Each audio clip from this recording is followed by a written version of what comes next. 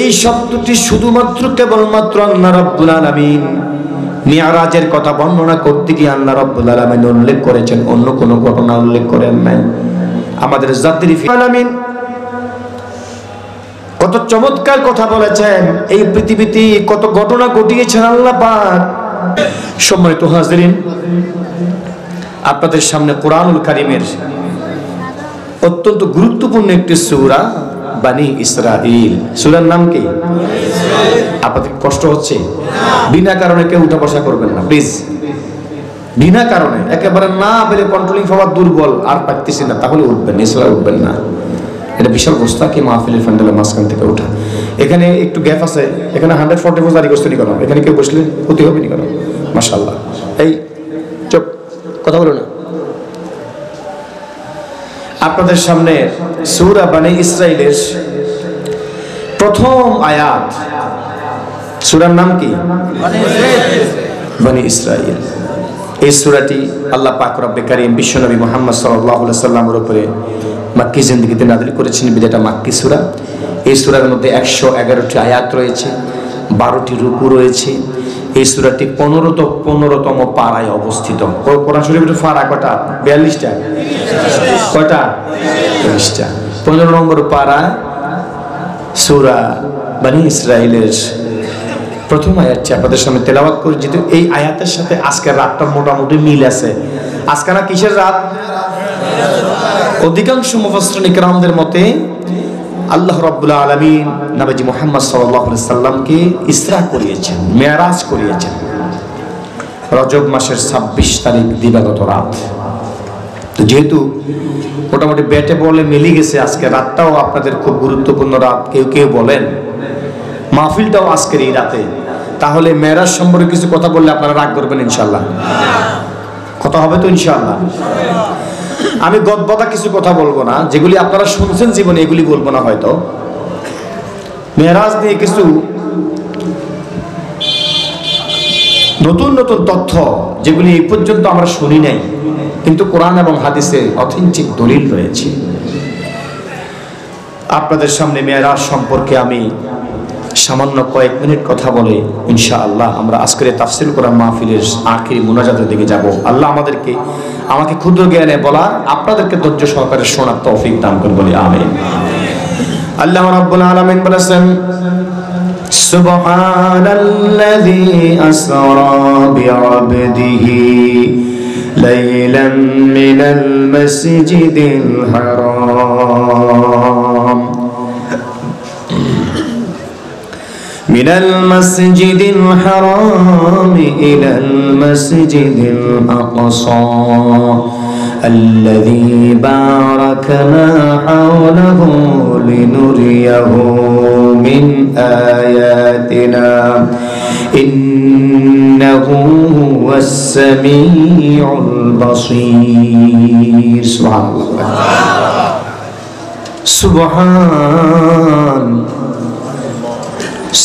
সুবহান কে? সুবহান কে? সুবহানাল্লাযী, পবিত্র সে মহান সত্তা, আল্লাযী যিনি আসরা ভ্রমণ করিয়েছেন, বিআবদিহি তার বান্দাকে, লাইলাম রাতের একটা অংশে। রাতের একটা অংশে, রাত যদি 12 ঘন্টা হয়, 12 ঘন্টার ভিতরে যে কোনো একটা অংশে আল্লাহ পাক বিশ্ব নবীকে ভ্রমণ করিয়েছেন। কোত্থেকে? মিনাল মসজিদুল হারাম, বাইতুল্লাহ থেকে, মসজিদে হারাম থেকে, মিনাল মসজিদুল হারাম ইলাল মসজিদুল আকসা, বাইতুল মুকাদ্দাস পর্যন্ত, যেটা ফিলিস্তিনে অবস্থিত। কোথায়? ফিলিস্তিনে। এরপরে সেখানে ওই অঞ্চলের বারাকা সম্পর্কে আল্লাহ বলেছেন, জমিনের এবং আসমানের বিভিন্ন নিদর্শন, লিনুরিয়াহু মিন আয়াতিনা, আমার সব নিদর্শন দেখানোর জন্য আপনাকে ভ্রমণ করিয়েছি। কে? ইন্নাহু হুয়াস সামিউল বাসীর, নিশ্চয় আল্লাহ সর্বশ্রোতা এবং সর্বদ্রষ্টা। সবকিছু দেখেন এবং সবকিছু শোনেন। তিনি কে? আমরা কিন্তু সবকিছু দেখি না, আমরা সামান্য দেখি। সামিয়ানার উপরে কি আছে? আমার পেছনে সামিয়ারার পেছনে কি আছে, রাস্তার ওপাশে কি আছে। এই মুহূর্তে আমরা যারা তাফসীরুল কোরআন মাহফিলের প্যান্ডেলের ভিতরে আছি, আমাদের বাড়িতে আমাদের স্ত্রীরা কি করতেছে, সন্তানরা কি করতেছে, বাড়ির খবর আপনারা জানেন কিনা? সভাপতি সাহেব জানেন কিনা? আমি জানি কিনা? কি জানেন? এই জন্য সব বিষয়ে শুনেন এবং সব বিষয়ে জানেন তিনি কে। আল্লাহ রাব্বুল যেগুলি চিন্তা করলে মানুষ চিন্তার সমুদ্রের মধ্যে নিমজ্জিত হয়ে যায়। কি চমৎকার চমৎকার ঘটনা আল্লাহ ঘটিয়েছেন পৃথিবীর জমিনে। সব ঘটনার সামনে আল্লাহ পাক সব ঘটনা বর্ণনা করার ক্ষেত্রে, বর্ণনা করার আগে আমার আল্লাহ সুবহানা বলেন নাই, বলছেন কিনা? শুধু মহাবিশ্বের এক বিস্ময়কর ঘটনা বর্ণনা করতে গিয়ে আল্লাহ পাক রব্বে কারীম সুবহানা শব্দটা উল্লেখ করেছেন। সুবহানাল্লাহ। আমার ভাইয়েরা, সুবহানাল্লাহ। ইব্রাহিম আলাইহিস সালাতু ওয়াস সালাম নমরুদের আগুনে কয়দিন ছিলেন? 40 দিন। জোরে বলেন কয়দিন? 40 দিন। অধিকাংশ মুফাসসিরিন কিরামদের মতে, অধিকাংশের মতে 40 দিন। এই 40 দিন আগুনের মধ্যে ছিলেন। কত ভয়ঙ্কর অগ্নিকুণ্ডলী ছিল, কতটা ভয়ঙ্কর ছিল আগুনের হিট। নমরুদ দাও দাও করে আগুন প্রজ্বলিত করেছিল ইব্রাহিম খলিলুল্লাহর জন্য। দোষ একটাই, ইব্রাহিম তাওহীদে বিশ্বাসী। ইব্রাহিম আলাইহিস সালাম আল্লাহকে বিশ্বাস করেন। ইব্রাহিম আলাইহিস সালাম মুসলমান। শুধু মুসলমান নয়, ইব্রাহিম আলাইহিস সালাম ছিলেন আসমানের নিচে জমিনের উপরে 1 নাম্বার মুসলমান। সুবহানাল্লাহ। আস্তে কোন মিল্লাত আবিকুম ইব্রাহিম হুয়া সাম্মাকুমুল মুসলিমিন। সুবহানাল্লাহ। যার নাম রাখা হয়েছে মুসলমান, তিনি নিজেই বলেছেন ওয়া আনা আউয়ালু মিনাল মুসলিমিন। I am the first Muslim in the world. আমি হচ্ছি পৃথিবীতে সর্বপ্রথম মুসলমান। তিনি কে? ইব্রাহিম। আল্লাহ রাব্বুল আলামিন গোটা কোরআনের মধ্যে 25টি সূরার মধ্যে প্রায় 204টি আয়াত আল্লাহ পাক যাকে আবর্তন করে নাজিল করেছেন। সুবহানাল্লাহ। এখন বলেন তো, আমাদের জাতির ফিতর সম্পর্কে কোরআনের আয়াত কয়টা আছে? 204টা। 25টি সূরার মধ্যে 204টি আয়াত যাকে আবর্তন করে আল্লাহ পাক নাজিল করেছেন। সুবহানাল্লাহ। আল্লাহ রাব্বুল আলামিন নবী পয়গম্বর ইব্রাহিম খলিলুল্লাহকে একবার দুইবার পরীক্ষা করেন নাই, 6 বার পরীক্ষা করেছেন। একবার দুইবার করেন নাই, 6 বার ঈমানের পরীক্ষা করিয়েছেন। উল্লেখযোগ্যদের মধ্যে নিজ হাতে ছেলের জবাই করার পরীক্ষা, ঠিক কিনা? কথা বলেন না কেন? যুবকরা জোরে কথা বলো, ঠিক কিনা? 6 বার ঈমানের পরীক্ষা এনে মসজিদে করেছেন আল্লাহ রাব্বুল আলামিন। তার মধ্যে উল্লেখযোগ্য নিজ হাতে সন্তান জবাই। নিজ হাতে সন্তান জবাই কার নির্দেশে? আল্লাহ পাক সন্তান তো চান নাই, বাবা সন্তানের গলায় ছুরি চালাবে, আল্লাহ সেটাও চান নাই। আল্লাহ পাক রব্বে কারীম চেয়েছেন আমার ইব্রাহিম আমার পরীক্ষায় পাস করে নাকি ফেল করে। শেষ পর্যন্ত আমার আল্লাহ ইব্রাহিম খলিলুল্লাহকে বলেছেন, ইয়া ইব্রাহিম কদ সাদাক্তার রুইয়া ওয়া কাযালিকা নুজিল মুহসিনিন। সুবহানাল্লাহ। কদ সাদাক্তার রুইয়া। ইব্রাহিম, তুমি তোমার স্বপ্নকে বাস্তবায়ন করেছো। আমি যা বলছি তুমি তা করার চেষ্টা করেছিলাম। আমি যে আদেশ তোমাকে দান করেছিলাম তুমি সে আদেশ পালন করেছো। সন্তান জবাই করা আমার উদ্দেশ্য ছিল না। সুবহানাল্লাহ বলেন না? ঈমানের এই কঠিন পরীক্ষা আল্লাহ রাব্বুল আলামিন নবী ইব্রাহিমকে আল্লাহ সফল করেছেন। নির্জনে স্ত্রী হাজারা এবং ইসমাইলকে রেখে আসলেন। কেউ নাই, খোঁজ খবর নেওয়ার মতো কেউ নাই। ঘরে ভাত আছে নাকি, ডাল আছে না, পানি আছে, কিছু লাগবে কিনা এতটুকুন খবর পর্যন্ত নেওয়ার কেউ ছিল না। আল্লাহর নির্দেশে পয়গম্বর ইব্রাহিম আলাইহিস সালাম আল্লাহ নির্দেশ দিয়েছেন, নির্জনে দুদূর প্রান্তরে তোমার সন্তান এবং স্ত্রীকে রেখে আসো। কার সিদ্ধান্তে? জোরে বলেন, কার সিদ্ধান্তে? এইভাবে আল্লাহ পাক রব্বে কারীম সর্বশেষ পরীক্ষায় ঈমানের পরীক্ষার মধ্যে আল্লাহ রাব্বুল আলামিন ইব্রাহিম খলিলুল্লাহকে আগুনের মধ্যে ফেলে দিয়েছেন। এখানে কারা কথা, এখানে কি মাহফিল কি আরেকটা হচ্ছে কিনা? এখানে কারা কথা বলতেছেন? বাজার নাকি এখানে? প্যান্ডেলের পাশে কারা কথা বল? প্লিজ কথা বলবেন না কেউ। স্বেচ্ছাসেবকের কোনো কাজ নাই, স্বেচ্ছাসেবক তারা আপনারা মাঠে চলে আসেন, আপনাদের কোনো কাজ নাই তো। আর আল্লাহ রাব্বুল আলামিন ইব্রাহিম আলাইহিস সালাতু ওয়াস সালামকে আগুনের মধ্যে যখন নিক্ষেপ করেছে নমরুদ, নিক্ষেপ করার পরে 40টা দিন ছিল। আশ্চর্য ঘটনা কিনা? কথা বল না কেন? কি আগুন! দুনিয়ার আগুনের হিট 1538 ডিগ্রি সেলসিয়াস। জাহান্নামের আগুনের হিট কত? সূর্যের তাপ কত? সূর্যের তাপ প্রায় 1,40,00,000 ডিগ্রি সেলসিয়াস। আল্লাহু আকবার বলেন না? আকাশের যেই সূর্যটা আমরা খালি চোখে দেখি, দুনিয়ার থেকে প্রায় 13 লক্ষ গুণ সূর্যটা বড়। সুবহানাল্লাহ বলতেন না? এখন বলেন, দুনিয়া পৃথিবী বড় নাকি সূর্য বড়? 1 গুণ 2 গুণ নয়, 13 লক্ষ গুণ বড়। সুবহানাল্লাহ। উপরে চলে আসেন, উপরে আসেন আমার ভাইয়ারা। যেই সূর্যটা 13 লক্ষ গুণ বড়, আমার আল্লাহ কত মহান! সে মহান আল্লাহ রাব্বুল আলামিন পয়গম্বর ইব্রাহিম খলিলুল্লাহ 25টি সূরার মধ্যে যার নামে আল্লাহ 204টি আয়াত আমার কোরআনুল কারীম আল্লাহ নাযিল করেছেন। ইব্রাহিম খলিলুল্লাহ 40টা দিন ছিলেন আগুনের মধ্যে। নমরুদ আগুনের সব আয়োজন করছে, কিন্তু আগুন তো নমরুদের কথা শুনে নাই, আগুন কার কথা শুনছে? একটা নির্দেশ আল্লাহ পাক রব্বে কারীম দিয়ে দিয়েছেন আগুনকে। কুল্লা ইয়া নারু কুনি বারদাও ওয়া সালামান আলা ইব্রাহিম। সুবহানাল্লাহ। ইয়া নারু কুনি বারদা, আমর বাই ফোর্স, বাই অর্ডার। কুনি বারদা, আমার ইব্রাহিমের জন্য নাতিশীতোষ্ণ হয়ে যাও, ঠান্ডাও নয় গরমও নয়, আরামদায়ক হয়ে যাও। সালামান সালামান সালামা, আমার ইব্রাহিমের জন্য তুমি নিরাপদ হয়ে যাও, বিপদের কারণ নয়। আমার ভাইয়ারা, এত বড় আশ্চর্যজনক ঘটনা আল্লাহ পাক রব্বে কারীম ঘটিয়েছেন। ইব্রাহিম খলিলুল্লাহ আগুনের মধ্যে ছিলেন 40টা দিন, একটা পশম পর্যন্ত আগুন জ্বলায় নাই। সুবহানাল্লাহ। আমার ভাইয়েরা, সেই আগুনের অগ্নিকুণ্ডলের মধ্যে ইব্রাহিম ছিল।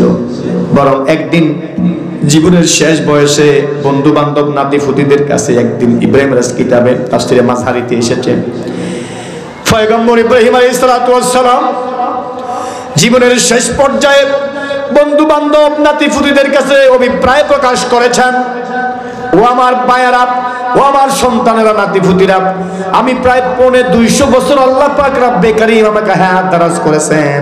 কত বছর? 250 বছর হায়াত ইব্রাহিম খলিলুল্লাহ পেয়েছেন। আমি 250 বছর হায়াত পেয়েছিলাম। জীবনে আমি নমরুদের আগুনে যে 40 দিন ছিলাম, এর চাইতে বড় আরামে জীবনে আমি আর কখনো ছিলাম না। এর চাইতে বড় শান্তিতে, এর চাইতে বড় আরামে এই পৃথিবী 250 বছর আমি আর কখনো শান্তি পাই নাই। সুবহানাল্লাহ। আল্লাহ চাইলে আগুনের অগ্নিকুণ্ডলী কি ফুলের বাগান করতে পারেন কিনা? এমন একটি ঘটনার সামনে আবার আল্লাহ সুবহান বলেন নাই। আমার ভাইয়েরা, ইউনূস আলাইহিস সালাতু ওয়াস সালামের নাম শুনছেন কিনা? ইউনূস আলাইহিস সালাতু ওয়াস সালাম কি চমৎকার আশ্চর্যজনক ঘটনা। বিশাল দেহের একটা মাছ, ওনাকে ফালতাকামুল হুত ওয়া হুয়া মুলিম। কোরআনে এসেছে ওয়া ইন্না ইউনুসা লামিনাল মুরসালিন। নিশ্চয়ই ইউনূস আমার পয়গম্বরদের মধ্যে, লামিনাল মুরসালিন, নবীদের মধ্যে, রাসূলদের মধ্যে আমার ইউনূস ছিলেন একজন। সুবহানাল্লাহ বলেন। আমার ভাইয়ারা, ইউনূস আলাইহিস সালাতু ওয়াস সালাম ইমানের কঠিন পরীক্ষা নিমজ্জিত হয়েছেন। বিশাল দেহের মাছ তিনটা অন্ধকার ব্যাগ করে ইউনূস আলাইহিস সালাতু ওয়াস সালামকে একটা পর্যায়ে আমার আল্লাহ রক্ষা করেছেন, মুক্তি দিয়েছেন। কয়টা অন্ধকার? তাফসীর কুরতুবীতে এসেছে ইউনূস আলাইহিস সালামকে যে মাছ গিলেছিল রাতের বেলায় গিলেছে। কখন? আসেননি মাঠে আপনারা? কখন গিলছে? রাতের বেলায় গিলেছিল। পয়গম্বর ইউনূস যখন মাঠে মাছের পেটে চলে গেছেন, তিনটা অন্ধকার, একটা ভ্রাম্যমান কবর। ওই কবরের কোনো জানালা ছিল না, ঠিক না? আমাদের বাপদাদা 14 গোষ্ঠী আজকে যারা আমাদের, তাদেরকে কবরে রেখে আসলাম। আমাদের মুরব্বীদের কারো কবরের জানালা আসেনি, খিড়কি আসেনি, কোনো খিড়কি জানালা নাই। ইউনূস আলাইহিস সালামকে আল্লাহ রাব্বুল আলামিন ওই যে মাছে গিলেছে, কোনো খিড়কি, কোনো জানালা ছিল না, আলো বাতাস ঢুকার কোনো জায়গা ছিল না। তিনটা অন্ধকার। তাফসীর কুরতুবীতে এসেছে জুলমাতুল লাইল, জুলমাতুল হুত, জুলমাতুল বাহার। সাগরের অন্ধকার, মাছের অন্ধকার, পানির অন্ধকার, এই তিনটা অন্ধকার ভেদ করে আল্লাহ পাক রব্বে কারীম ইউনূস আলাইহিস সালামকে রক্ষা করছেন।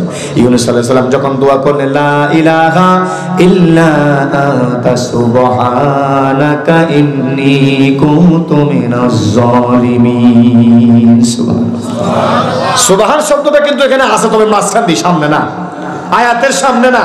এখানে কিন্তু আয়াতের আল্লাহ নিজেই বলছেন সুবহান আল্লাযী আসরা বিআবদিহি, বহুত পবিত্র সেই মহান সত্তা যিনি তার বান্দাকে ভ্রমণ করিয়েছেন। এখানে বাক্যের প্রথমে সুবহান বলেছেন ইউনূস নবীকে আল্লাহ পাক। যে মাছ গিলেছে ওই মাছটা প্রায় 35,000 ফিট গভীর তলদেশে চলে গেছে। সুবহানাল্লাহ। কত হাজার ফিট? 35,000। ইউফ্রেটিস নদী, দজলা নদী, নীল নদ যেটাকে বলা হয়, 35,000 ফিট মাছ চলে গেছে ইউনূস নবীকে নিয়ে। সেখানে তো আল্লাহকে ইউনূস নবী বলেন নাই। আর আমরা মসজিদের পাশে আমরা ঘুমাই, মসজিদের পাশে আমাদের ঘর, মসজিদের পাশে আমাদের বাড়ি, আমরা সেখান থেকে আল্লাহকে বলে যাই, ঠিক কিনা বলেন? কত চমৎকার তেলাওয়াত ইমাম সাহেবে করে। ঘর থেকে শোনা যায় জানোয়ার, ঘরে থেকেও জানোয়ার নামাজ পড়ে না, কপাল পড়া। ইউনূস আলাইহিস সালাম 35,000 ফিট গভীর সমুদ্রে চলে গেছে। সেখান থেকে আল্লাহ পাক রব্বে কারীম তার দরবারে যখন দোয়া করলেন, তাফসীরে এসেছে একেবারে প্রায় মরে গেছেন। ইউনূস আলাইহিস সালাম বলেছেন, ইন্নী আযুন্নু কাদ মুতু, আমি মনে করেছিলাম মনে হয় আমি মরে গেছি। আল্লাহু আকবার বলেন। আলো নাই, বাতাস নাই, হাওয়া নাই, আলো নাই, জানালা নাই, দরজা নাই, কেমনে একটা মানুষ বাঁচান আল্লাহ যদি না চান, ঠিক কিনা? আল্লাহর কাছে যখন বলেন লা ইলাহা ইল্লা আনতা সুবহানাকা ইন্নী কুনতু মিনাজ জালিমিন, মালিক আমি আমার নফসের উপরে জুলুম করেছি। এরপরে আল্লাহ জবাব দিয়েছেন ফাস্তাজাবনা লাহু ওয়া নাজাইনাহু মিনাল গাম্মি ওয়া কাযালিকা নুনজিল মুমিনিন। সুবহানাল্লাহ। আমি শুনলাম, আমি কবুল করে নিলাম আমার ইউনূস নবীর এই মুনাজাত। এইভাবে এত আশ্চর্য ঘটনা ঘটে গেল, আমার আল্লাহ সেখানেও সুবহান বলেন নাই। আল্লাহু আকবার বলেন। মুসা কালিম হযরত ইউনূস আলাইহিস সালাম, যার সম্পর্কে কোরআনুল কারীমে 6টা সূরার মধ্যে প্রায় 18টি আয়াত আল্লাহ পাক নাযিল করেছে। ইব্রাহিম খলিলুল্লাহর ব্যাপারে 25টি সূরার মধ্যে 260টা আয়াত, ইউনূস আলাইহিস সালাম সম্পর্কে 6টি সূরার মধ্যে 18টি আয়াত আল্লাহ পাক নাযিল করেছেন। এবার মুসা কালিমুল্লাহর দিকে তাকান, একটা অস্ত্র দিয়েছেন ফেরাউনকে শায়েস্তা করার জন্য। কি পারমাণবিক বোমা? আণবিক বোমা, AK-47। নাম কি? আতাওয়াক্কাউ আলাইহা ওয়া আহুশু বিহা আলা গানাম। ইয়া মুসা ওয়ামা তিলকা বিয়ামিনিকা ইয়া মুসা ক্বালা হিয়া আসায়া, বলে এটা একটা লাঠি। সুবহানাল্লাহ বলেন। এই লাঠি কখনো কখনো হিয়া সুবহানুম মুবিল, ও বিশাল অজগর। কেউ কেউ বলেছেন প্রায় 12 থেকে 18 মাইল লম্বা পর্যন্ত বিশাল অজগর সাপ হয়ে যায় জমিতে ছড়িয়ে দিলে। সুবহানাল্লাহ। এই অস্ত্র কে দিয়েছেন? এই লাঠি দিয়ে যখন নীল নদের মধ্যে মুসা কালিমুল্লাহ বাড়ি মারলেন। রাস্তা একটা নয়, দুইটা নয়, 12টা রাস্তা। এত সুন্দর রাস্তা, যেই রাস্তার দিকে স্বয়ং ফেরাউন আকৃষ্ট হয়ে গেছিল। কিরি দেশে এত উন্নয়ন করলাম, মেগা মেগা প্রজেক্ট করলাম, এত সুন্দর রাস্তা তো জীবনে কখনো দেখি নাই। মুসার লাঠির বাড়িতে কেন্দ্রে এত সুন্দর রাস্তা হয়েছে। ঠিক কিনা? আমার দুনিয়ার সরকাররা রাস্তা করলে বাজেট হয় 1 কোটি টাকা, 100 কোটি টাকা খেয়ে ফেলে 50 কোটি টাকা। ঠিক কিনা? চেয়ারম্যান মেম্বার মিলে খায় আরো 20 কোটি, সব মিলিয়ে 10, 12, 15, 20 কোটি টাকার কাজও হয় না। ঠিক কিনা বলেন? এই জন্য রাস্তা ফিজ করার 5 দিন পরে আবার রাস্তা মাল বিটুমিন উঠে যায়। ঠিক কিনা? এই ফ্যাক্টরি কারখানা বানায় ফেলছে, খাইতে খাইতে খাইতে খাইতে কারখানা বস্তা বানায় ফেলছে। দেশের জনগণের সম্পদ লুণ্ঠন করে, চুরি করে, ডাকাতি করে, সুদ ব্যাংকে নিয়ে নিজেরা অবশেষে পালাতে বাধ্য হয়েছে। ঠিক কিনা বলেন? গরিবের টাকা, কাবিকারের টাকা, টিআরের টাকা, বিজিএফ এর টাকা, সালের টাকা, আয় আয় জনগণের সম্পদ তলাবিহীন চুরি করেছিল আমাদের সোনার বাংলাদেশটাকে। ও আমার ভাইয়ারা, আল্লাহ রাব্বুল আলামিন মুসা কালিমুল্লাহ বাড়ি মারছেন সমুদ্রে। রাস্তা কয়টা? কি লাগছে আমার রাস্তা? নোয়াখালী কুমিল্লার রাস্তা। এত চমৎকার রাস্তা। ফেরাউন অনুভূতি প্রকাশ করছে, কি রে কি করলাম জীবনে, এত উন্নয়ন করলাম, এত রাস্তা বানালাম, জীবনে তো কোনোদিন রাস্তা এত সুন্দর রাস্তা দেখি নাই। ও আমার ভাইয়ারা, এই 12টা রাস্তার মধ্যে জীবনে কোনোদিন সূর্যের আলো লাগে নাই, সূর্যের আলো জীবনে কোনোদিন লাগে নাই। এত চমৎকার ঘটনা আমার আল্লাহ কোরআনের মধ্যে তুলে ধরেছেন। তারপরে আমার আল্লাহ কোরআনের এই চমৎকার ঘটনাগুলির সামনে সুবহান শব্দটা উল্লেখ করেন নাই। সুবহানাল্লাহ, সুবহানাল্লাহ কেন বলছেন? সুবহানাল্লাহ জি কেন বলছেন?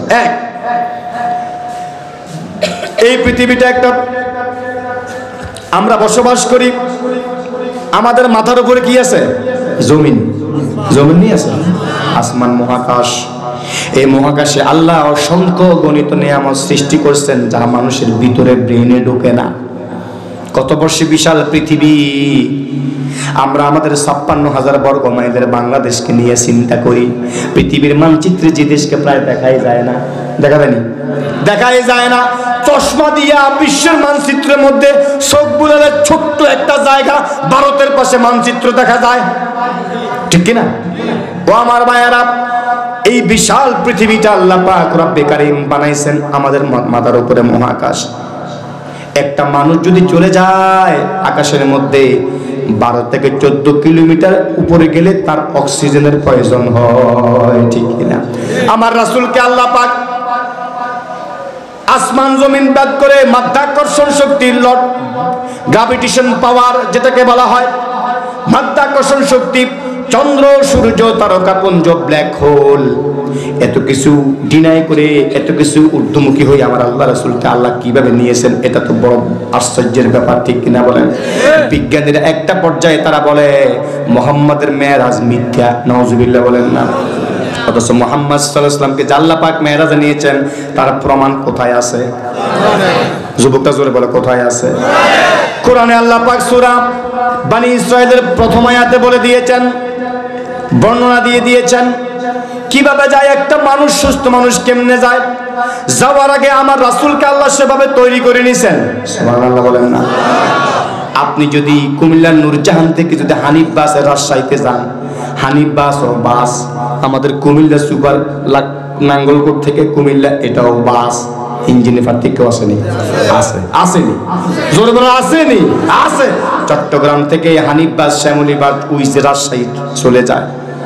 বিশাল বাস, বড়, ইঞ্জিনটাও খুব মজবুত। ঠিক কিনা বলেন? লং জার্নি করার অভ্যাস তো। আমার হাবিব মুহাম্মদ সাল্লাল্লাহু আলাইহি ওয়াসাল্লাম যখন মেরাজে গেলেন, আল্লাহু আকবার, বিশাল লম্বা ঘটনা, বলতে গেলে 3 ঘন্টা লাগবে। 3 ঘন্টা সংক্ষেপে বলে 3 ঘন্টা লাগবে। আমার আল্লাহ রাব্বুল আলামিন বিশ্বনবীকে কেন মেরাজে নিয়েছেন, কি কারণে নিয়েছেন, ঘটনাটা কি, কেন আল্লাহর বাড়িতে ডাক দিয়েছেন, কেন বলছেন লিনুরিয়াহু মিন আয়াতিনা, আমি আমার হাবিবকে সবকিছু দেখাবো, আমার যত নিদর্শন আছে, বারাকাতপূর্ণ নিদর্শন আছে, সব নিদর্শনগুলি আমি দেখাবো।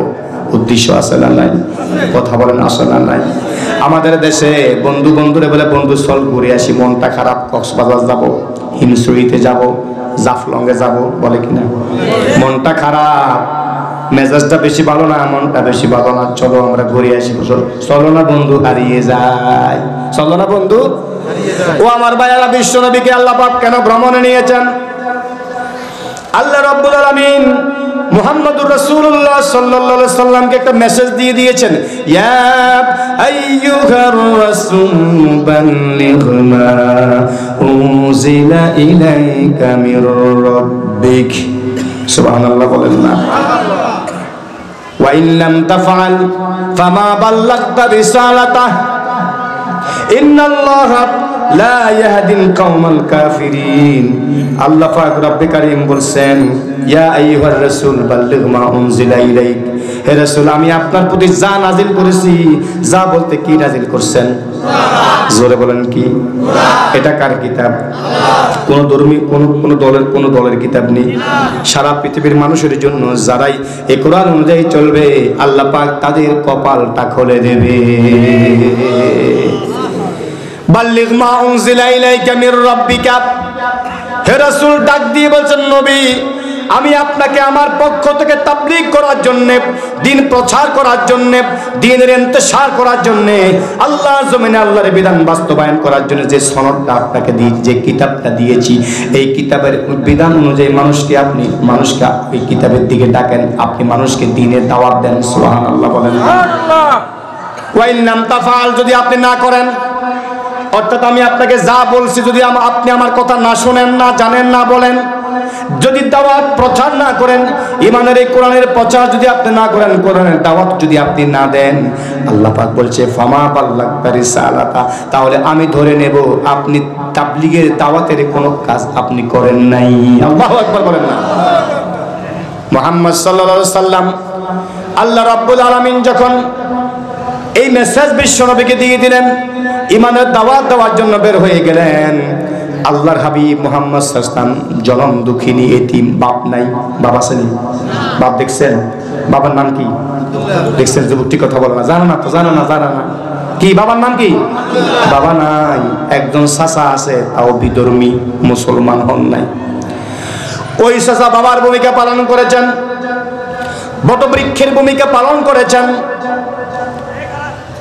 আল্লাহ রাব্বুল আলামিনের হাবিব মুহাম্মদ সাল্লাল্লাহু আলাইহি সাল্লাম ঈমানের দাওয়াত যখন দেওয়া শুরু করে দিলেন, কাবার আঙ্গিনায়, ঘরে ঘরে, সমাজে সমাজে, লা ইলাহা ইল্লাল্লাহ, কুলু লা ইলাহা ইল্লাল্লাহ তুফলিহু। ও আমার দেশের জনগণ, ও আমার সমাজের জনগণ, তোমরা বলো লা ইলাহা ইল্লাল্লাহ, আল্লাহ ছাড়া কোনো মাবুদ নাই। একতার উপরে স্থির থাকলে, একতার উপরে ইস্তেকামাত থাকলে, একতার উপরে আমল করলে অবশ্যই তুফলিহুন, তোমরা সফলতা অর্জন করবে। সুবহানাল্লাহ। তোমরা সফলতা অর্জন করবে যদি কালেমার দাওয়াতের উপরে ইস্তেকামাত থাকো, তাহলে আল্লাহ এই দুনিয়াতে কোনো ভয় নাই, পরকালে কোনো ভয় নাই। এজন্য মুমিনরা যখন আল্লাহর সাথে সম্পর্ক, গুড রিলেশন স্থাপন করে, সুসম্পর্ক সৃষ্টি করে, মুমিনের দুনিয়ার টেনশনে কিছু নাই। হয়তো টাকা নাই, পয়সা নাই, ধন নাই, জন নাই, কিন্তু আল্লাহর সাথে সুন্দর সম্পর্ক রাখলে ওই লোকের লা খাউফুন আলাইহিম ওয়ালা হুম ইয়াহজানুন। সুবহানাল্লাহ। ডোন্ট ওয়ারি, চিন্তা নাই, পেরেশানি নাই, টেনশন নাই, দুঃখ নাই, কোনো ধরনের চিন্তার কারণ নাই ওই মুমিনের জন্য। সুবহানাল্লাহ বলেন না? ঈমানের দাওয়াত দেওয়া শুরু করলেন, শুরু হলো বাধা, চতুর্দিক থেকে বাধা। একটা পর্যায়ে আবু জেহেল, উতবা, সাইবা, যত কুখ্যাত কাফের বেঈমানরা আছে, তাদের গায়ে জ্বালা আরম্ভ হয়ে গেল। বছরকে বছর পর্যন্ত কাবা শরীফে 360 মূর্তির পূজা করতাম। কত? 300 আছেন নিমাতে আপনারা? জোরে বলেন, কয়টা? 360টা মূর্তির পূজা করতাম। জীবনে কোনোদিন কেউ আমাদের মূর্তির বিরুদ্ধে কথা বলে নাই। জীবনে কেউ কোনোদিন আমাদের ধর্মের বিরুদ্ধে কথা বলে নাই। জীবনে কেউ কোনোদিন আমাদের বাপদাদা 14 গোষ্ঠীর বিরুদ্ধে কথা বলে নাই। আজকে যে কোন ওই কুরাইশ বংশের আব্দুল্লাহ ছেলে মুহাম্মদকে আবল তাবল বকা বাধ্য করে, নাউজুবিল্লাহ বলেন না? ঠিক কিনা? ইসলামপন্থীরা যত ভালোই কথা বলো, বেঈমানদের কাছে আবল তাবল মনে হয়। মুজাহিদরা আল্লাহর দ্বীনের কর্মীরা যত ভালো কথা বলো ওই তাদের কাছে এগুলি উল্টা পাল্টা মনে হয়, ঠিক কি না? ও আমার ভাইয়েরা, ইমানের দাওয়াতের মিশন যখন তীব্র থেকে তীব্রতর হওয়া আরম্ভ হলো, আবু জাহল উতবা সারা বিশ্ব নবীকে বিভিন্নভাবে হুমকি ধমকি দেওয়া শুরু করে দিল। তখনকার সময় ওমর ইবনুল খাত্তাব তখনও মুসলমান হন নাই। দারুন নাদওয়াতে বৈঠক বসেছে, বিশাল লম্বা হাদিস দারুন নাদওয়ার সংসদের মধ্যে। এরপরে আপনার আবু জাহল উতবা সাহেব তারা সকলেই বৈঠকে বসলো, সিদ্ধান্ত নিল মুহাম্মদকে জীবিত হোক আর মৃত হোক আমাদের সামনে হাজির করতে হবে। হাদিস শরীফে এসেছে, দারুন নাদওয়া থেকে প্রস্তাব দিয়ে দিল, তোমাদের কার সাহস আছে আব্দুল্লাহ সাল্লাল্লাহু আলাইহি মুহাম্মদকে জীবিত অথবা মৃত আমাদেরকে সামনে হাজির করে দিবে, তার বিনিময়ে 100 লাল ওট দিব। কত ওট? 100 লাল ওট, সাদা না কালো না, লাল ওট। তখনকার সময়ে লাল ওটের অনেক মূল্য ছিল। 100 লাল ওটের আশায় এক টকবকে তাগড়া যুবক দাঁড়িয়ে গেল, লাব্বাইক, আমি হাজির, আমি মুহাম্মদের কল্লাটা তোমাদের সামনে হাজির করে দেব। নাউজুবিল্লাহ। ওই যুবকের জন্য আমার রাসূল রাতের নির্দোষ বান্দারে আল্লাহর কাছে দোয়া করছেন। তখনকার সময় সবচেয়ে ক্ষমতাবান, সবচেয়ে শক্তিশালী সিংহ শার্দুলের মতো 2 জন যুবক ছিল। বিশ্বনবী 2 জন যুবকের একজনের জন্য আল্লাহর কাছে দোয়া করছেন, আল্লাহুম্মা হাদিল উমরাইন, আল্লাহ তুমি মেহেরবানি করে আল্লাহুম্মা জাআল বি আহাদিল উমরাইন, 2টা ওমরের একটা ওমর আল্লাহ তুমি ইসলামের জন্য কবুল করে নাও। লিল্লাহি তাকবীর। আমর ইবনে হিশাম, ওমর ইবনুল খাত্তাব, এই 2টার একটা ইসলামের জন্য কবুল করো। তুমি যদি 2টার একটা ইসলামের জন্য কবুল করো, তারে নিয়ে আমি গোটা আরবের মধ্যে, গোটা বিশ্বের মধ্যে ইসলাম প্রচার করব। সুবহানাল্লাহ। দোয়া করছেন আমার নবী কার কাছে? নবীরা মুস্তাজাবুদ দাওয়াত, নবীরা বদদুয়া করুক আর দোয়া করুক, আল্লাহর সাথে সাথে শোনেন, কোনো সন্দেহ নাই। লা হিজাবা বাইনাহুম, লা হিজাবা বাইনাহুম, তাদের মধ্যে কোনো হিজাব থাকে না, কোনো প্রতিবন্ধক থাকে না, কোনো বাধা থাকে না। পয়গম্বররা হাত তুলে আল্লাহর দরবারে যখন দোয়া করে, সাথে সাথে আমার আল্লাহ ওই দোয়া বাবার দোয়া কবুল করে নেন। আল্লাহু আকবার। আমাদের নবী কোনোদিন বদদুয়া দেন না ইচ্ছে করে, কিন্তু এমন পয়গম্বর আছে বদদুয়া দিয়েছেন আল্লাহর কাছে। নূহ, আব্দুল গাফফার যাকে বলা হয়, আব্দুল গাফফার পয়গম্বরদের মধ্যে সবচেয়ে বেশি কান্নাকাটি করেছেন যেই পয়গম্বর আল্লাহর কাছে, ওনার নাম নূহ। আব্দুল গাফফার যাকে বলা হয় 950 বছর পর্যন্ত ইমানের দাওয়াত দেওয়ার পরেও মাত্র গুটি কয়েক ইমান আনছে। এত কষ্ট পয়গম্বরকে দিয়েছে, গলার মধ্যে গামছা পেঁচাইয়া পেঁচাইয়া, রশি পেঁচাইয়া পেঁচাইয়া নূহ আলাইহিস সালামকে কষ্ট দিয়েছে। সর্বশেষ উনি বাধ্য হয়ে আল্লাহর দরবারে বদদুয়া করেছেন, রব্বিলা তাযার আলাল আরদি মিনাল কাফিরিনা দাইয়ারা। ও আল্লাহ, ও আল্লাহ, লা তাযার, তাফসীরে যে লা তাবকে তুমি বাকি রাখিও না, লা তাযার আলাল আরদি, জমিনের মধ্যে একটা কাফির তুমি বাকি রাখিও না। আল্লাহু আকবার বলেন। কি সীমাহীন যন্ত্রণা দিলে পয়গম্বর তার দলের বিরুদ্ধে দোয়া দেয় আল্লাহর কাছে। কি সীমাহীন যন্ত্রণা দিলে নিজের কওমের বিরুদ্ধে আল্লাহর কাছে বদদুয়া দেয়। কষ্ট দিছে না? আমার হাবিব মুহাম্মদ সাল্লাল্লাহু আলাইহি সাল্লাম উমর হত্যা করবে, বিশাল লম্বা কাহিনী। শেষ পর্যন্ত যে উমর বিশ্বনবীর কল্যাণ নেওয়ার সিদ্ধান্ত নিয়েছিল, সেই উমর আল্লাহর হাবিব দারুল আরকাম বিশ্ববিদ্যালয় আল্লাহর হাবিবের সামনে উমর তার কল্লাটা ওনার কদম মুবারকে দিয়ে দিয়েছে। এইরকম জজবাই ঈমান, জালালিয়াত ঈমান নিয়ে আল্লাহর এই জমিনে বাঁচতে চাই, মরতে চাই, কোরআন নিয়ে, ইসলাম নিয়ে, নবী প্রেম নিয়ে কারা কারা রাজি আছে? দু হাত তুলে আল্লাহকে দেখান। তাকবীর, নারে তাকবীর। আল কোরআনের আলো, আল হাদিসের আলো। আমার ভাইয়েরা, মুহাম্মদ সাল্লাল্লাহু আলাইহি সাল্লাম ইমানের দাওয়াত দেওয়া যখন শুরু করে দিলেন, বাদা আর বাদা, ঠিক কিনা বলেন? আল্লাহর হাবিবকে কেউ বলে পাগল, আল্লাহর হাবিবকে কেউ বলে গণক, আল্লাহর হাবিবকে কেউ বলছে আত্মার নির্বংশ। কোন বংশ? কথা বলেন না, নির্বংশ। আল্লাহর হাবিবের সব ছেলেদেরকে আল্লাহর কুদরতি ইশারায় নিয়ে নিলেন। নিয়ে নেওয়ার পরে আল্লাহ পাক রব্বে কারীমের হাবিবকে মনের যন্ত্রণা দিয়েছে আবু জেহেল। যেদিন সর্বশেষ সন্তান ইব্রাহিম ইন্তেকাল করেছেন, সেদিন আল্লাহর হাবিবের বাড়ির সাথে আবু জেহেলের বাড়ি, যারা হজে গেছেন দেখছেন, ঠিক কিনা বলেন, একেবারে নিয়ার কাছে কাছে। যখন শুনলেন ইব্রাহিম দুনিয়াতে নাই, তখন সকালবেলায় আবু জেহেল বলা বলি আরম্ভ করলো, কাদ বাতারা মুহাম্মদ, কাদ বাতারা মুহাম্মদ, মুহাম্মদ তো নির্বংশ হয়ে গেছে। নাউজুবিল্লাহ। আমার রাসূলকে কখনো নির্বংশ বলছে তারা, কখনো বলছে মালি হাদার রাসূল ইয়াকুলুত তাআম ওয়া ইয়ামশি ফিল আসওয়াক। কোরআনে আছে মালি হাদার রাসূল, এটা কেমন রাসূল, খানা খায়। নাউজুবিল্লাহ বলেন না। ইয়াকুলুত তাআম ওয়া ইয়ামশি ফিল আসওয়াক, বাজারে যায় খাদ্য, এটা কেমন রাসূল? এভাবে কটাক্ষ করছে কিনা? মানসিক কষ্ট দিয়েছে, যন্ত্রণা, শারীরিক যন্ত্রণা দিয়েছে। বিশ্বনবী কাবার আঙ্গিনায় আবু জেহেল উদ্বাসরা পরামর্শ করছে।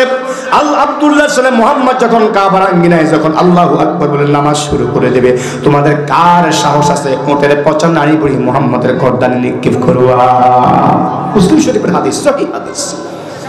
ও আমার ভাইয়ারা, তাদের সিদ্ধান্ত অনুযায়ী পরের দিন আমার নবী যখন কাবার আঙ্গিনায় আল্লাহু আকবার বলে যখন নামাজ শুরু করে দিলেন, হাত্তা সাজাদান নবী সাল্লাল্লাহু আলাইহি ওয়াসাল্লাম ফালাম ইয়ারফা রাসাহু। হাদিসের ইবারত, আল্লাহর হাবিব যখন সিজদায় চলে গেলেন, সিজদায় যাওয়া মানে বান্দা আল্লাহর নিকটে চলে যাওয়া। সুবহানাল্লাহ। সিজদা কারে করেন?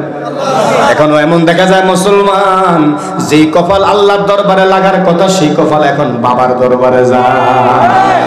বাবা আমার এমন গুণী, ওরে মুত্তা বাবা লয় না ফানি, ওরে বাবারে দেখলে আমার গায়ে আসে জ্বর, বাবারে দেখলে আমার গায়ে আসে জ্বর। বাবা ঠিক না বলেন? এই সিজদা, এই কপাল কার দরবারে? আল্লাহ না কোনো হিসাবের দরবারে? দরবার কয়টা? জোরে দরবার কয়টা যুবক? একটাই দরবার মুসলমান। ওয়াজহুল জাবহাতি আলা শাইইন ফিল আরদি ফিল মসজিদ। আল্লাহকে সিজদা করা জায়েজ, আল্লাহকে সিজদা করা জায়েজ। আল্লাহকে ছাড়া পৃথিবীর কোন মুসলমান অন্য কোন গায়রুল্লাহর কাছে সিজদা করতে পারে না। শুধু এক জায়গায় আমার রাসূল বলছেন, যদি পৃথিবীর স্ত্রীদের জন্য আমি সিজদা করা জায়েজ করে দিতাম, আমি পৃথিবীর সব স্ত্রীদের স্বামীদেরকে সিজদা করা আমি হালাল করে দিতাম। হালাল করেন নাই, হালাল করেন নাই তো বলছেন যদি সিজদা আল্লাহ জায়েজ করতেন। ও আমার ভাইয়ারা, আল্লাহর হাবিব হাত্তা সাজাদান নবী সাল্লাল্লাহু আলাইহি ওয়াসাল্লাম ওয়া লাম ইয়ারফা রাসাহু। কি যন্ত্রণা, মানসিক যন্ত্রণা, কি শারীরিক যন্ত্রণা বিশ্ব নবীকে দিলেন। দেওয়ার পরে ওটার নারী বুড়িগুলি আল্লাহর হাবিবের গর্দানে নিক্ষেপ করে দিয়েছে। কলিজার টুকরা ফাতেমা কাঁদতে কাঁদতে আসতেছে, বার বলে আব্বা, ইমানের দাওয়াত দেওয়ার কারণে কাফের বেঈমান আপনারে কত কষ্ট দিছে। ও আমার ভাইয়েরা, সেদিন হাদিসে এসেছে, যেদিন বিশ্বনবীর গর্দানের মধ্যে কাবার আঙ্গিনা ওই নরদম পাপিষ্ঠ কাফেররা যেদিন ওই উটের পচা নারী বুড়িগুলি নিক্ষেপ করেছিল, আল্লাহর হাবিব আর টিকতে পারেন নাই, সহ্য করতে পারেন নাই। যারা এই কাজগুলি করেছে, বুখারী শরীফের হাদিস, প্রত্যেকটা নাম ধরে ধরে গজল দিয়েছেন। সুবহানাল্লাহ।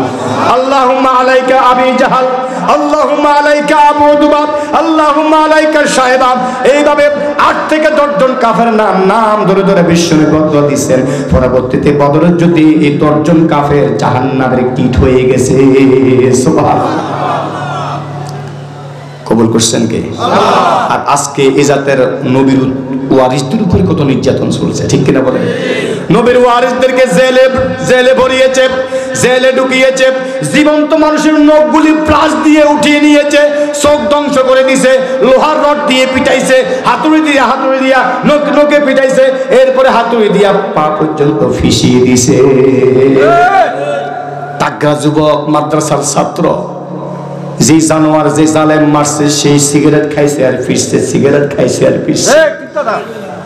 ও আমার ভাইয়েরা, তোমরা যারা এই কাজগুলি করছো, তোমরা তো অবশ্যই কবরে যাওয়া লাগবে। তোমরা কবরে কি জবাব দিবা আল্লাহর কাছে? কত মায়ের বুক তোমরা খালি করেছিলা, কত সন্তানকে এতিম বানাইছো, কত স্ত্রীকে বিধবা বানিয়ে দিয়েছো, কত মানুষকে আয়নাঘর বানাইয়া জীবন্ত লাশ করে দিয়েছো, ঠিক কিনা বলেন না? ও আমার ভাইয়েরা, এরকম নির্যাতন কাফের বেঈমানরা আমার হাবিবের উপরে করেছেন, মনটা বড় খারাপ। বিচার আসলো চাচার কাছে। আজকের বিষয় কি মেরাজ মনে আসেনি? দেখেন আমি মেরাজ নিয়ে কথা বলতেছি। কেন মেরাজ এনেছে আল্লাহ পাক? শুধু আজকে ওয়াজ এটাই। কেন কি কেন কেন মেরাজ এনেছেন? ওয়াজ আজকে এটাই। লম্বা তো ইতিহাস, তো লম্বা। বিশ্ব নবীর বিরুদ্ধে দরবার আসো চাচার কাছে। আবু জেহেল উতবা সাহেব, তাদের মুরব্বী নাম চাচা আবু তালেব। নাম কি? ওই সর্দার, ওই সমাজের মুরব্বী ছিল। ও আমার মুরব্বী, আপনার ভাতিজারে আপনি সামলাবেন নাকি আমরা সামলাবো? নাউজুবিল্লাহ বলেন না। আমার ভাতিজা দোষ কি? কারণ ভাতিজা ওই চাচা বাবার ভূমিকা পালন করছে। পৃথিবীতে সন্তানের জন্য চাচাগুলি বাবার মতো। সুবহানাল্লাহ। যার বাবা নাই, যার চাচা আছে, ও যুবকরা তোমরা চাচাদেরকে, জ্যাঠাদেরকে বাবার মতো সম্মান করবা। বিশ্বনবী মুহাম্মদ সাল্লাল্লাহু আলাইহি সাল্লাম আজ থেকে 1000 বছরের পরে বলেছেন, আম্মুর রাজুলুস সানওয়াবি, আম্মুর রাজুলুস সানওয়াবি। পৃথিবীতে প্রত্যেকটা চাচা বাবার মতো। সুবহানাল্লাহ। বাবার মতো শ্রদ্ধা সম্মান করতে হবে। আমার হাবিব বলছেন, আমার চাচা, আমার বাবা, কোন দুঃখ কষ্ট, কোন গ্যাপ আমি বুঝতে পারি। আমার চাচা বট বৃক্ষের মতো, ছাতার মতো আমার চাচা আমাকে সহযোগিতা করেছে। সুবহানাল্লাহ। বিচার দেওয়ার পরে বিশ্বনবী হাজির হয়ে গেলেন। বাতিজা এমন কি কাজ করো তোমার বিরুদ্ধে আমার সমাজের নেতা আবু জেহেল উতবা সাহেব তারা বিচার দেয় তোমার বিরুদ্ধে? আল্লাহ হাবিব বলেন, আমার চাচা, বিশ্বাস কর এমন কোন অন্যায় করি নাই, এমন কোন অপরাধ করি না তাদের জানমালের ক্ষতি হয়েছে, তাদের ইজ্জত আবরুর ক্ষতি হয়েছে, এমন কোন অপরাধ করি নাই। শুধু একটাই মেসেজ দিয়েছি, ইয়া আইয়ুহান নাস, ইয়া আইয়ুহান নাস কুলু লা ইলাহা ইল্লাল্লাহ তুফলিহুন। ও আমার মানব মণ্ডলী, আমি তোমাদেরকে কালেমার মেসেজ দিচ্ছি, কালেমায়ে তয়্যিবার মেসেজ দিচ্ছি। তোমরা যদি কালেমায়ে তয়্যিবা পড়ো, নিঃসন্দেহে এই কালেমার উপরে ইস্তেকামাত থাকলে, এই কালেমার উপরে আমল করলে অবশ্যই তোমরা সফলতার সন্ন্যাসী উড্ডীয়মান হবে। সুবহানাল্লাহ। দাওয়াত তো আমি তো আর কারো বাপদাদার বিরুদ্ধে কথা বলি নাই। সুবহানাল্লাহ বলেন না কেন? বুঝাইয়া শুনাইয়া যখন চাচাকে আল্লাহর হাবিব সর্বশেষ কথা বলছেন, আপনি, আপনার কাছে তারা যে বিচার দিছে, আমি যে মিশন নিয়ে আসি, আমি যে ভীষণ নিয়ে এসেছি দুনিয়াতে, আল্লাহ আমাকে পাঠিয়েছে যে দাওয়াত নিয়ে, তারা যদি আকাশের চন্দ্রটা আমার ডান হাতে দিয়ে দেয় আর আমার বাম হাতে যদি সূর্যটা দিয়ে দেয়, একটা মুহূর্তের জন্য আমি আমার ইমানের দাওয়াত থেকে পিছপা হব না। খেলা ফাইনাল। চাচা বলতেছে, ঠিক আছে তুমি তোমার কাজ চালাও, তোমার গায়ে কে হাত দেয়, কার সাহস আছে আমি দেখবো। আল্লাহু আকবার। কাফেরদের দ্বারা আল্লাহ ইসলামের অনেক ফায়দা, অনেক উপকার করেছে। বিশ্বনবীর মনটা খারাপ। 13 বছর জিন্দেগিতে আল্লাহ হাবিবের উপর অনেক নির্যাতন করে, সাহাবায়ে কেরামের উপরে 3টা বছর পর্যন্ত সে আবু তালেব বিশ্বনবীকে বন্দী করে রেখে জেলখানার মধ্যে, ঠিক কিনা? অঘোষিত জেলখানা। খাইতে দেয় নাই, চলতে দেয় নাই, ঘুমাতে দেয় নাই, শুইতে দেয় নাই। গাছের কাঁচা কাঁচা পাতা খেয়ে, পত্র পল্লব খেয়ে খেয়ে আল্লাহর হাবিব এবং সাহাবায়ে কেরাম জীবন বাঁচিয়েছেন। সুবহানাল্লাহ। কি দরকার ছিল এত কষ্ট করা বিশ্বনবী ইসলামের জন্য? ইসলাম রক্ষা করতে গিয়ে বিশ্বনবীর দাঁত নাই, ঠিক কিনা? কথা বলেন না। ইসলাম রক্ষা করতে গিয়ে, ইসলামী আন্দোলন করে জমিনে ইসলামী হুকুমত প্রতিষ্ঠা করতে গিয়ে বিশ্বনবীর দাঁত নাই। আমির হামজার কলিজা নাই, আমির হামজার কলিজা নাই, ইমাম হুসাইন রাদিয়াল্লাহু তাআলা আনহুর কল্লা নাই। কেউ কল্লা হারিয়েছেন ইসলামের জন্য, কেউ কলিজা হারিয়েছেন, আবার কেউ দন্দান হারিয়েছেন। আজকের মুসলমানরা কিছুই হারাতে রাজি নাই। শুধু মিষ্টি খাওয়া সুন্নত, ডান হাতে খাওয়া সুন্নত, রাস্তার ডান পাশে হাঁটা সুন্নত। এই সুন্নতগুলি শিখলাম জিহাদের ময়দানে ঈমান দীপ্ত হয়ে হিমালয়ের মতো দাঁড়িয়ে নারায়ে তাকবীরের স্লোগান দিয়ে, আল কোরআনের আলো ঘরে ঘরে জ্বালো, এই স্লোগান দেওয়ার মতো ইমানদার মুসলমান খুব কম পাওয়া যায়, ঠিক কিনা বলেন? রাজি আছেন তো ইনশাআল্লাহ? যতদিন বাঁচবো ইসলামের পক্ষে থাকবো, রাজি আছেন তো ইনশাআল্লাহ? কোরআনের পক্ষে থাকবো, রাজি আছেন তো ইনশাআল্লাহ? নারায়ে তাকবীর, আল্লাহু আকবার, আল কোরআনের আলো, আল হাদিসের আলো। ঠিক আছে। ও আমার আমার ভাইয়েরা, আল্লাহ রাব্বুল আলামিন বিশ্বনবী মুহাম্মদ সাল্লাল্লাহু আলাইহি সাল্লাম মনটা বড় খারাপ। কেউ পাগল বলল, কেউ কাহেন বলল, কেউ জাদু করে বলল, আল্লাহর হাবিবকে নির্যাতন করলো। বিশ্বনবী চিন্তা করলেন দাওয়াত দেওয়ার জন্য তাইফে চলে যাবেন। কোথায় যাবেন বলেন তো? বিশ্বনবীর মন খারাপ না ভালো? খারাপ, অনেক খারাপ। 1 বছর 2 বছরের নির্যাতন নয়, 13টা বছর পর্যন্ত আল্লাহর হাবিবের উপর অকথ্য নির্যাতন চালিয়েছে তারা। এরপরে সিদ্ধান্ত নিলেন মক্কা থেকে প্রায় 60 মাইল দূরে তায়েফ, হজে বা উমরা যারা গিয়েছেন তায়েফ দেখেছেন, বিশ্বনবী 2টা আশা ভরসা নিয়ে সেখানে গেলেন। বাল্যকালের 3 জন বন্ধু ছিল। কয়জন বন্ধু? তায়েফে 3 জন বন্ধু আছে। এই 3 জন বন্ধুর সহযোগিতা নেবেন ঈমান প্রচার করার ক্ষেত্রে। এরপরে হালিমাতুস সাদিয়া রাদিয়াল্লাহু তাআলা আনহার বাবার বাড়ি অর্থাৎ নানার বাড়ি, আল্লাহর হাবিবের নানার বাড়ি তায়েফে। এই 2টা আশা ভরসা নিয়ে, বুক ভরা আশা নিয়ে বিশ্বনবী মুহাম্মদ সাল্লাল্লাহু আলাইহি সাল্লাম চলে গেলেন তায়েফে। শুধু মানুষকে ঈমানের পথে ডাকবেন, ইসলামের পথে ডাকবেন, কোরআনের পথে ডাকবেন, কিন্তু বিনিময় হয়েছে উল্টা। আল্লাহর হাবিব তায়েফের শহরে যখন প্রবেশ করলেন, প্রবেশ করার পরে তায়েফের মানুষগুলি সরাসরি বৃদ্ধ বনিতা সবাই আসে নাই, সরাসরি না এসে অবুঝ বাচ্চাদেরকে লেলিয়ে দিয়েছে, প্রত্যেকের হাতের মধ্যে পাথর উঠিয়ে দিয়েছে। ওই যে মক্কা থেকে একটা পাগল এসেছে, তোমরা তারে পাথরের বৃষ্টি মারো। নাউযুবিল্লাহ। সোনার মানুষ, সোনার বদন, সোনার দেহ। আল্লাহর হাবিবের গায়ে জান্নাতি 700 মানুষের শক্তি ছিল। সুবহানাল্লাহ। দেখছেন সুবহানাল্লাহর আওয়াজ? 700 জান্নাতি মানুষের শক্তি বিশ্বনবীর গায়ে ছিল। তদানীন্তন সময়ের মক্কার সবচেয়ে বড় কুস্তিগির, এই কুস্তিগির সম্ভবত তার নাম ওয়ারাকা। এই কুস্তিগির আল্লাহর হাবিবকে চ্যালেঞ্জ দিয়েছে যে এই পর্যন্ত মক্কার কোন কুস্তিগির আমাকে পরাজয় করতে পারে নাই। মুহাম্মদ, তোমার সাথে আমি কুস্তি লড়তে রাজি। আল্লাহর হাবিব বলছে, আমি তো তোমার সাথে লড়বো না, তুমি যদি লড়তে চাও আমি রাজি আছি। সুবহানাল্লাহ বলেন না? বিশাল লম্বা হাদিস। আল্লাহর হাবিব মুহাম্মদ সাল্লাল্লাহু আলাইহি ওয়াসাল্লাম কুস্তি লড়লো। 3বার আছাড় মেরে মক্কার সর্বশ্রেষ্ঠ কুস্তিগিরকে একেবারে পরাভূত করে দিয়েছেন। সুবহানাল্লাহ। এই শক্তি কে দিয়েছেন? এত সুন্দর সোনার শরীর, জান্নাতি শরীর ক্ষত বিক্ষত করে দিয়েছে তায়েফের মানুষগুলি। পাগল পাগল বলে সারা শরীর রক্তাক্ত হয়ে গেছে। রক্ত ঝরতে ঝরতে পায়ের তালু জুতার মধ্যে একেবারে লেগে গেছে। যায়েদ ইবনে হারেসা রাদিয়াল্লাহু তাআলা আনহু ছিলেন সাথে। বিশ্বনবীকে এত কঠিন রক্তাক্ত করে দিয়েছে, হাঁটতে পারেন না, পায়ের ব্যথায়, মাথার যন্ত্রণায়, শরীরের যন্ত্রণা, হাঁটতে পারেন না।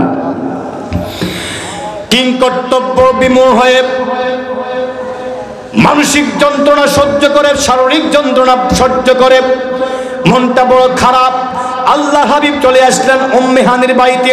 চাচাতো বোন উম্মে হানি, হযরত আলী রাদিয়াল্লাহু তাআলা আনহুর ওনার কন্যা উম্মে হানি, একেবারে হাতিমে কাবার পাশে উম্মে হানির ঘর। সেখানে চলে আসলেন। চলে এসে বিশ্রাম নিচ্ছেন আর মনকে বোঝাচ্ছেন, তায়েফে কেন গেলাম, কি হয়ে গেল। ও আমার সংগার মানুষেরা, ধর্মপ্রাণ ভাইয়েরাও, আমার মা বোনেরা, বিশ্বনবী যখন চিন্তায় বিমর্ষ হয়ে গেলেন, পরেশান হয়ে গেলেন, এমন সময় দারুণ নদওয়াতে আবু জাহল সাহেবা বৈঠক বসল। তখনকার সময় উতাইবা এবং উতবার ছিল। উতাইবা আল্লাহর হাবিবের 2 জন কন্যা, তাদের কাছে বিয়ে দিয়েছে 2 জন কন্যা, রুকাইয়া এবং জয়নব। বিশ্বনবীর ঈমানের বদৌলতে আল্লাহর নবী এই অপরাধে তারা সিদ্ধান্ত নিয়েছে মুহাম্মদের 2 জন কন্যাকে তারা বাড়িতে পাঠিয়ে দিবে তালাক দিয়া। নাউযুবিল্লাহ বলেন। সুখের খবর না দুঃখের খবর? কিসের খবর? ইতিপূর্বে চাচা আবু তালেব বিশ্বনবীকে সব ধরনের সহযোগিতা করেছেন। মাত্র 6 মাস পরে ইন্তেকাল করলেন, মরে গেলেন। এরপরে দাঁড়িয়ে গেলেন জীবন সঙ্গিনী হযরত খাদিজা কুবরা রাদিয়াল্লাহু তাআলা আনহা। হিমালয়ের মতো স্বামীকে সাপোর্ট করলেন অর্থ দিয়ে, ঠিক কিনা বলেন? অনেক সম্পদের মালিক খাদিজাতুল কুবরা রাদিয়াল্লাহু তাআলা আনহা জীবনের সব বিপদের মুহূর্তে বিশ্বনবীকে অভয় দিয়েছেন, সাহস দিয়েছেন, শক্তি জুগিয়েছেন। আল্লাহু আকবার বলেন। কিন্তু মাত্র 2 মাস পরে মা খাদিজা ইন্তেকাল করলেন, আর কি হইল না বিশ্বনবী। ওই বছরকে আমুল হুজন বলা হয়। আমুল হুজন, period of tension, year of tension, year of tension, চিন্তার বছর, হতাশার বছর বিশ্বনবীর। ওই বছরটা যেই বছরে বিশ্বনবী চাচাকে হারিয়েছেন, বাবার মতো চাচাকে হারিয়েছেন, যেই বছরে বিশ্বনবী জীবন সঙ্গিনীকে হারিয়েছেন, যেই বছরে একাত্রে 2টা কন্যাকে বাবার বাড়িতে তুলে দিয়েছে, বিশ্বনবীর মন খারাপ না ভালো? আসতে বলে মন খারাপ না ভালো? একদিকে মা নাই, মা হারাপ, জয়নব আর রুকাইয়াকে পাঠাই দিছে, আরেকদিকে হযরত ফাতেমা রাদিয়াল্লাহু তাআলা আনহা এবং কুলসুম, এই 2টা মেয়ে, তারাও বিবাহিতা বাবার বাড়িতে। মা হারা 4টা মেয়ে বিশ্বনবীর ঘরে। বিশ্বনবীর মনটা বড় বিষাদময়, বড় খারাপ। আল্লাহর হাবিব কাবা, হাতিমে কাবার মধ্যে ক্লান্ত, শান্ত, দুর্বল দেহ নিয়ে বিশ্বনবী বাদাল আতামা, রাত্রের খাবারের একটু পরে বিশ্বনবী ওই চাচাতো বোন উম্মে হানির ঘরে একটু শুয়ে পড়লেন। হাত্তা ইয়াকজা লা তানামু হাত্তা ইয়াকজান, ঘুমও নয়, তন্দ্রাও নয়, মাঝামাঝি অবস্থা। বিশ্বনবীর চোখগুলি একটু খাটলেন, ঘুমও আসে না, ঠিক কিনা? ঘুমো এমত অবস্থা, বিশ্বনবী বিশ্রাম নিচ্ছেন। হাদিস শরীফে এসেছে আল্লাহর পক্ষ থেকে ডাক আসলো, আমার নবীর মন খারাপ, আমার নবীর মনটা বড় খারাপ। বিশ্বনবীর রক্তে তায়েফের জমিন রক্তাক্ত হয়েছে, বিশ্বনবীর ডান্ডা মোবারক রক্তে উহুদের ময়দান রক্তাক্ত হয়েছে। বিশ্বনবীর বিবাহিতা মেয়েদেরকে বাবার বাড়িতে পাঠিয়ে দিয়েছেন, বিশ্বনবীকে পাগল বলেছেন, বিশ্বনবীর চাচাকে হারিয়েছেন, জীবন সঙ্গিনী খাদিজাকে হারিয়েছেন। আমার নবীর মনটা ভালো নয়। কে বলতেছেন? চিৎকার করে কে বলতেছেন? আমার নবীর মনটা ভালো নয়। আল্লাহ পাক 3জন ফেরেশতা পাঠিয়ে দিয়েছেন, হযরত জিবরাইল, হযরত মিকাইল। হাদিস শরীফে ওই 3য় নাম্বার ওই ফেরেশতার নাম আসে না। এই 3জন ফেরেশতা আল্লাহর হাবিবের শিওরে আসলেন, এসে আল্লাহর হাবিবকে অত্যন্ত আদর করে কোলে করে একেবারে হাতিমে কাবার পাশে আল্লাহর হাবিবকে আউটসাইডে নিয়ে গেছে, রাসূলের কষ্ট যাতে না হয়। জিবরাইল আমিন নিজে হাত ঢুকিয়ে বদন মোবারকের ভিতরে কোলে করে ফেরেশতারা আল্লাহর হাবিবকে হাতিমে কাবার একটু পাশে সেখানে শোয়াইলেন। কি করছেন সেখানে? ও আমার ভাইয়েরা, সঙ্গায়ের ভাইয়েরা, হাদিস শরীফে এসেছে লম্বা হাদিস, মেরাজের হাদিসটা বিশাল, প্রায় বুখারী শরীফে 1.5 পৃষ্ঠা হাদিস। আমার হাবিব বিশ্বনবী মুহাম্মদ সাল্লাল্লাহু আলাইহি সাল্লামকে যখন কোলে করে যখন হাতিমে কাবার ডান দিকে নিয়ে গেলেন, জান্নাত থেকে কিছু সরঞ্জাম নিয়ে আসলেন। ওপেন হার্ট সার্জারি করবেন, ওপেন হার্ট। আল্লাহু আকবার। বক্ষ বিতরণ, শককে সদর করবেন, জমজমের পানি নিয়ে আসলেন। জিবরাইল আমিন আল্লাহর হাবিবকে সিট করে শোয়াইলেন। থুতনির কিতাবে আসছে, থুতনির নিচ থেকে এইভাবে লম্বা টান মারলেন, বুকটাকে ছিঁড়ে ফেললেন। বুকটাকে ছিঁড়ে ফেলে আমার হাবিবের সব ধরনের কলিজাগুলি বের করলেন। কলিজাগুলি বের করে জমজমের পানি দিয়ে ধুয়ে মুছে একবারে সাফ করে দিলে। যাবেন কোথায়? যাবেন কোথায়? ব্যাটারি চার্জ দরকার আছে না নাই? কথা বলেন, আছে না নাই? আমার ভাইয়েরা, আল্লাহর হাবিব মুহাম্মদ রাসূলুল্লাহ সাল্লাল্লাহু আলাইহি ওয়াসাল্লাম, ওনাকে শককে সদর করানো হলো, বক্ষ বিদীর্ণ করা হলো। ওনার ফার্সগুলি আল্লাহ পাক জমজমের পানি দিয়ে ধুয়ে মুছে সাফ করে দিলেন। তারপরে মেরাজে যাওয়ার জন্য আল্লাহ পাক বিশ্বনবীকে উপযোগী করে দিলেন। আল্লাহর হাবিব মুহাম্মদ সাল্লাল্লাহু আলাইহি ওয়াসাল্লাম দেখলেন, অদূরে দেখলেন জিবরাইল আমিন একটা বোরাক নিয়ে হাজির হয়ে গেলেন। সুবহানাল্লাহ। আচ্ছা বলেন, বিশ্বনবীর মন খারাপ না ভালো? সবাই বলেন, মন খারাপ না ভালো? মন ভালো করার জন্য দাওয়াত দিয়েছেন কে? এটাকেই বলা হয় মেরাজ। আমার ভাইয়েরা, 10 মিনিট আল্লাহর হাবিব মুহাম্মদ সাল্লাল্লাহু আলাইহি সাল্লাম উনি দেখলেন একটু দূরে বোরাক। কি বোরাক? বারকুম থেকে বোরাক, বিদ্যুৎ গতিটা বিদ্যুতের চাইতেও ভয়ঙ্কর। সুবহানাল্লাহ বলেন না? বলেন তো, এই পৃথিবীতে আলোর গতি কত মিনিট? গতি মানে আলো, সূর্যের আলো পৃথিবীতে আসতে কতক্ষণ লাগে? 9 মিনিট 14 সেকেন্ড। 9 মিনিট। 15 কোটি দূরের সূর্য। পৃথিবী থেকে সূর্যের দূরত্ব প্রায় 15 কোটি। পৃথিবীর তুলনায় সূর্যটা প্রায় 13 লক্ষ গুণ বড়। কত লক্ষ গুণ বড়? দূরত্ব প্রায় 15 কোটি। এই 15 কোটির সূর্য আসতে দুনিয়াতে মাত্র 8 মিনিট কি 9 মিনিট 14 সেকেন্ড লাগে। সুবহানাল্লাহ। প্রতি সেকেন্ডে এই যদি হয় সূর্যের গতি, বারকুন বিদ্যুতের গতি আরো ভয়ঙ্কর। ওই বুরাকটা হাদিসে এসেছে, ওই বুরাকটার গতি এত তীব্র থেকে তীব্রতর ছিল। ওই বুরাকটা খালি থেকে যতটুকুন পর্যন্ত দেখতো, এক লাফে ততটুকুন পর্যন্ত আমার হাবিবকে নিয়ে নিছে। আচ্ছা মনে করেন আল্লাহ বলছেন কি এখানে, মিনাল মসজিদিল হারাম ইলাল মসজিদিল আকসা, বাইতুল্লাহ থেকে বাইতুল মুকাদ্দাস, অর্থাৎ সৌদি আরব থেকে ফিলিস্তিন দূরত্ব কতটুকু? 1213 কিলোমিটার। দেখছেন সুবহানাল্লাহ কত নেই? 1213 কিলোমিটার, 665 মাইল। যেই বাইতুল্লাহ থেকে বাইতুল মুকাদ্দাস যেতে প্রায় 40 দিন, যাইতে 40 দিন, আসতে 40 দিন, মোট 81 দিন। কদিন? 81 কেন 40 80 না 81 কি তারে তো অঙ্ক তো না। কতদিন? 80 দিনের পথ। রাসূল বলছেন আমার আল্লাহ রাতের একটা অংশের মধ্যে বাইতুল্লাহ শরীফ থেকে আমাকে বাইতুল মুকাদ্দাস 80 দিনের পর এক নিমিষেই নিয়ে নিয়েছেন। সুবহানাল্লাহ। দেখেন এরপরে গেছেন বাইতুল মুকাদ্দাসে গেছেন, পয়গম্বর রাসূলের নামে 2 রাকাত নামাজ পড়ে কে ইমামতি করবে? আদমের চিন্তা করে, ইব্রাহিম খলিলুল্লাহ চিন্তা করে, ঈসা রুহুল্লাহ চিন্তা করে।